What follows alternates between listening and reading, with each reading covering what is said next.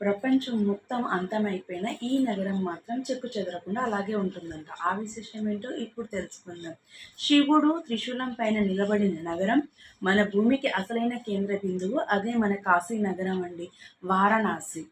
పురాణాల ప్రకారం మిగతా నగరాల కన్నా ఈ నగరం చాలా శక్తివంతమైనదని చెబుతూ ఉంటారు. ఎందుకంటే కాశీలో భూమిపైన అయస్కాంత శక్తులు అంటే మ్యాగ్నెటిక్ ఫోర్సెస్ చాలా ఎక్కువగా ఉంటాయంటండి. అందుకే ఇక్కడ కూర్చొని ధ్యానం చేస్తే మనసు చాలా తొందరగా ప్రశాంతత అనేది పొందుతుందంటండి. ఇంకో చరిత్రక ఏమిటంటే మణికర్ణిక ఘాట్. ఇక్కడ కొన్ని వేల ఏళ్ళుగా చిత్తి మంటలు ఆరకుండా అలాగే వెలుగుతూ ఉంటాయంటండి. ఇక్కడ రోజుకి కొన్ని వందల మృతదేహాలని దహనం చేస్తారంట. కానీ ఎక్కడ కూడా కొంచెం దుర్వాసన అనేది రాదంట. ఇది ఒక అంతచిక్కని రహస్యంగానే ఉండిపోయింది. గర్భాలయంలో ఉన్న జ్యోతిర్లింగం నుండి వెలువడే ప్రకంపనలు భక్తులకి తెలియని శక్తిని ఇస్తాయి అండి. దీనిని ముక్తి క్షేత్రం అని కూడా పిలుస్తారు. ఎందుకంటే ఇక్కడ ప్రాణాలు విడిస్తే నేరుగా మోక్షం లభిస్తుందని పురాణాలు చెబుతూ ఉంటాయి.